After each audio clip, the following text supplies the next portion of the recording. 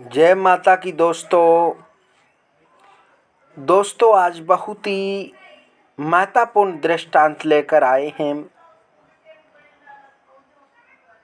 क्यों बनी द्रौपदी 5 पतियों की पत्नी।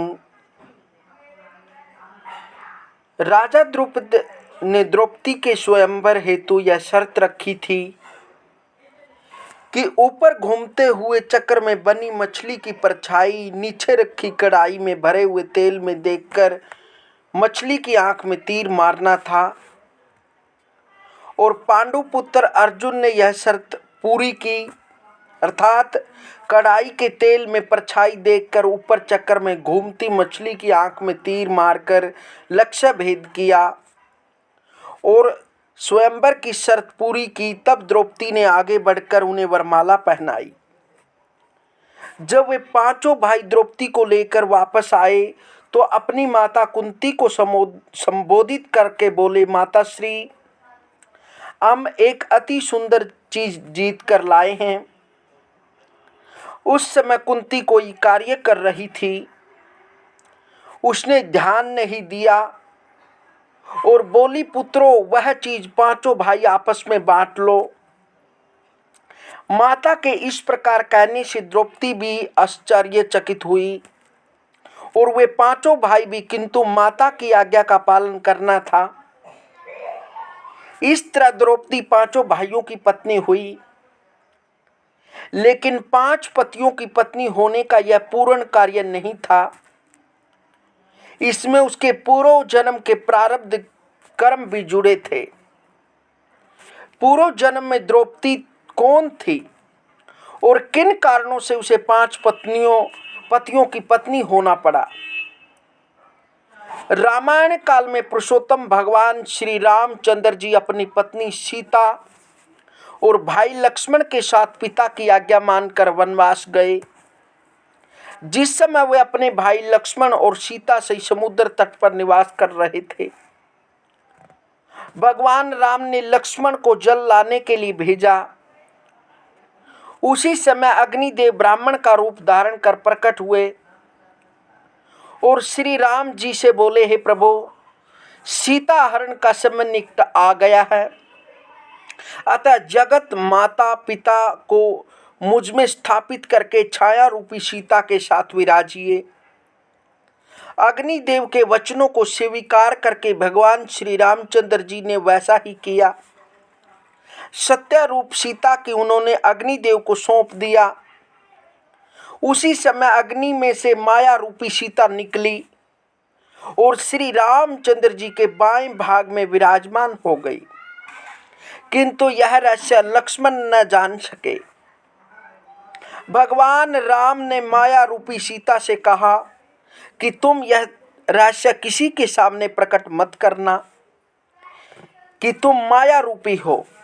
कुछ दिनों के बाद रावण की बहन शूर्पणखा विचरते हुए वहां आई और राम से विवाह करने की बात कहने लगी।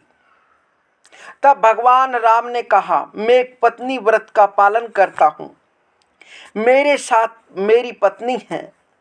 और वह लक्ष्मण के पास गई।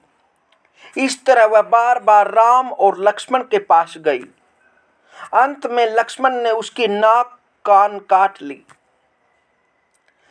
तब वह अपने भाई रावण को जाकर धिक्कारने लगी। वह बोली, वन में 2 तपस्वी बालक आए हैं, उनके साथ एक सुंदरी स्त्री भी है, उसी ने मेरी यह दुर्दशा की है। तब रावण ने शूर्पणखा को समझा बुझाकर शांत किया और फिर मामा मरीच के सहयोग से छल द्वारा रावण ने सीता का अपहरण कर लिया। उसके बाद सीता को प्राप्त करने के लिए राम ने अपनी वानरी सेना सहित लंका पर चढ़ाई कर दी। युद्ध में रावण मारा गया, सारी रावणी सेना नष्ट हो गई। एकमात्र राम भक्त विभीषण बचा। उसे लंकापति बनाने के बाद भगवान श्री राम ने सीता की अग्नि परीक्षा ली।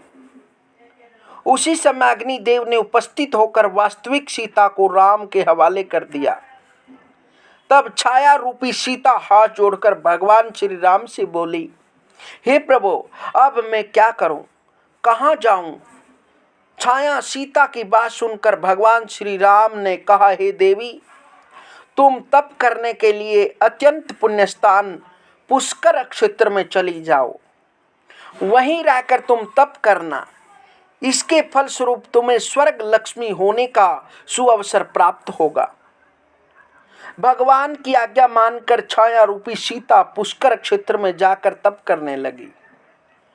पुष्कर क्षेत्र में भगवान शंकर की उपासना करती हुई व्याग्र होकर बार बार यही कहने लगी, हे त्रिलोचन प्रभु, हे त्रिशूलधारी, मुझे पति प्रदान कीजिए।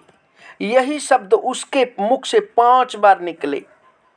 तब भगवान शंकर प्रकट होकर वर देते हुए बोले, कल्याणी, तूने 5 बार पति की कामना से उच्चारण किया है, अतः तुझे 5 पति मिलेंगे। द्वापर युग में वही छाया सीता राजा द्रुपद की यज्ञ वेदी से उत्पन्न हुई और द्रौपदी नाम से संसार में विख्यात हुई। देवताओं के अंश से उत्पन्न युधिष्ठिर, अर्जुन, भीम, नकुल और सहदेव ये उसके 5 पति हुए। इस प्रकार से द्रौपदी के 5 पति बने।